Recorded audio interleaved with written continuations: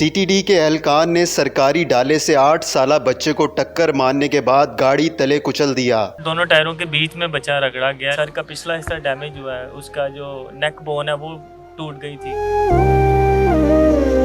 हमारे साथ इस वक्त 8 साला रेहान के वालिद आमिर नफीस मौजूद हैं। इनसे जानेंगे कि कैसे सीटीडी की गाड़ी की टक्कर से इनका 8 साला बेटा जाँ बाग हुआ, ये सारा वाक़या कैसे पेश आया, इनसे बात करते हैं। आमिर साहब, ये बताइएगा कि सारा वाक़या कैसे पेश आया, क्या वक्त था और आपका बेटा उस वक्त खेल रहा था या फिर कोई चीज़ लेने के लिए गया था?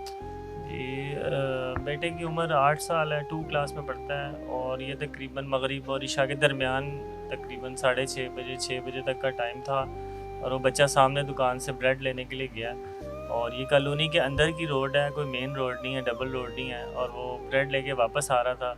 तो क्योंकि अंदर सीटीडी का ऑफिस है तो सीटीडी का ही एक जो पुलिस का डाला है वो इंतहाई तेज़ रफ्तारी से आया और वो बच्चे को पहले उसने हिट किया, फिर बच्चे के ऊपर आधी गाड़ी चढ़ा दी है उसने और बच्चा तकरीबन 90% मौके पे ही एक्सपायर हो चुका था। तो जब उसने हिट किया उस वक्त वो रुका नहीं, या फिर जब उसने गाड़ी बच्चे के ऊपर चढ़ा दी है और बच्चा यानी कि गाड़ी के नीचे आ गया, कुचला गया, उसके बाद वो रुका है?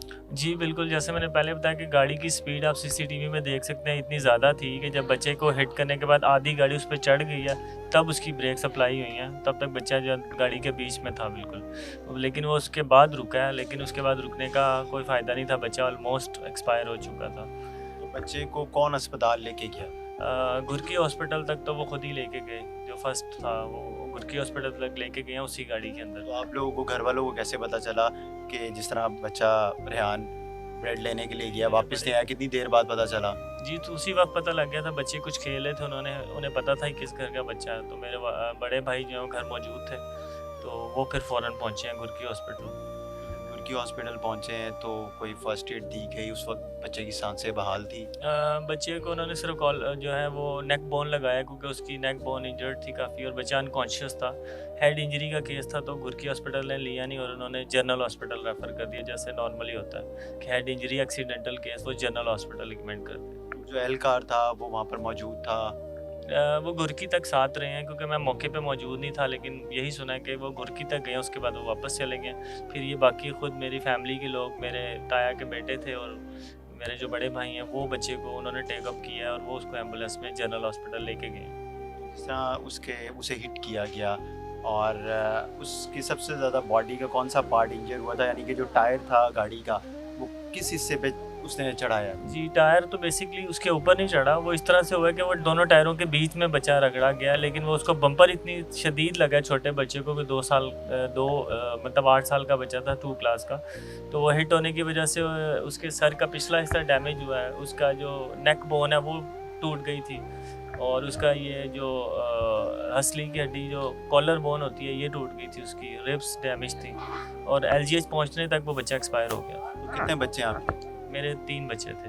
ये सबसे छोटा था या बड़ा? सबसे बड़ा था। सबसे बड़ा था जी। और जिस तरह ये सारा वाक़या पेश आया है तो किसकी मदीयत में मुकदमा दर्ज करवाया आपने? अभी तक क्या कार्रवाई अमल में लाई गई है? जी, हम लोगों ने अहले इलाका जितने भी हैं सोसाइटी के लोग, उन्होंने मिल के एहतजाज किया था, जिसकी बिना पे उसी वक्त जो है फिर जो है रिपोर्ट दर्ज की गई है और बकौल उनके उन्होंने उस ड्राइवर को अरेस्ट कर लिया और अभी वो पुलिस कस्टडी में है। पुलिस का तो ये बताना है कि उन्होंने सज्जाद उसको उन्होंने गिरफ्तार किया है और 302 का मुकदमा दर्ज किया है। बिल्कुल ऐसे ही 302 का मुकदमा अभी दर्ज। तक आपसे किसी ने रब्ता किया हो, यानी कि जिस गाड़ी से इसकी टक्कर हुई है उस महकमे ने? अभी तक तो पुलिस ने हमारे साथ सपोर्ट किया जितना चल रहा है। आगे मज़ीद हमें यही है कि आला हुकाम से कि इसको जल्द अज जल्द फाइनल किया जाए और जो कातिल है उसको करार वाक़ई सज़ा मिलनी चाहिए, जितना बड़ा क्राइम हुआ है। तो आपको क्या लगता है कि ये जो है जिस तरह होता है ना कि ट्रैफिक एक्सीडेंट हुआ तो हादसाती तौर पर होता है कि यानी कि ये कहा जाता है कि गलती से उससे हिट हो गया, कोई ऐसी दुश्मनी या नहीं थी, तो कल को अगर आप पे वो जोर डालते हैं सुलह के लिए, जो कि अभी तो खैर 2 दिन भी नहीं हुए आपके बच्चे के इंतकाल को, तो ऐसा कुछ आपने सोचा हुआ है? नहीं, बिल्कुल हमारा फ़ाइनल यही है कि अगर हमने एफआईआर कटवाई है और हम मतलब बच्चा हमारा इतना बड़ा सदमा और इतना बड़ा लॉस है तो हमारा फ़ाइनल यही है कि हमने उसको सज़ा दिलवानी है। बस हमारा पहले एक ही मुतालबा है। पहले भी ऐसे इनकी गाड़ियाँ यहाँ से मूव होती हैं स्पीड के साथ? हमने सुना है क्योंकि हम लोग यहाँ अभी सिर्फ 1.5-2 साल से ही हैं, लेकिन सुनने में आया है कि ये हिट के केसेस यहाँ पहले भी तेज़ रफ्तारी के बाइस हो चुके हैं, लेकिन एक्सपायरी यहाँ पे पहली दफ़ा हुई है। और इस सब की एक ही वजह है कि बहुत स्पीड के साथ, जो कि कॉलोनी के अंदर नहीं गुजरनी चाहिए, मेन रोड पे बच्चे भी हैं, बहुत तेज़ी से गाड़ियाँ गुजरती हैं, जिसकी वजह से जो है पहले भी ये हिट के केसेस आए हैं एक्सीडेंटल, लेकिन एक्सपायरी पहली दफ़ा हुई है बच्चे की। अब जाहिर सी बात है आपका बड़ा बेटा अब दुनिया में नहीं है और बाकी 3 बच्चे हैं आपके, तो रेहान कितना अजीज़ था आपको? वालिदैन के लिए तो सारे बच्चे अजीज़ होते हैं। ज़ाहिर सी बात है, बड़ी कॉमन सी बात है, औलाद सबके लिए अजीज़ होती है, और ये सबसे बड़ा बेटा था तो इसकी एफिलिएशन ज़्यादा थी मेरे साथ। ज़ाहिर है अल्लाह ताला की रज़ा है, क्या कर सकते हैं। सिर्फ यही है, आला हुकाम से आपके प्लेटफॉर्म के थ्रू यही मैसेज है कि वज़ीर आला तक मैं ये पैगाम मोहतरमा तक पहुँचाना चाहता हूँ कि हमारी इस सिलसिले में हेल्प की जाए कि जो इसके मुलज़िम हैं उन्हें कैफ़े किरदार तक पहुँचाए। वालदा जो हैं रेहान की, उनकी तबीयत ठीक है? उनको कितना सदमा हुआ है?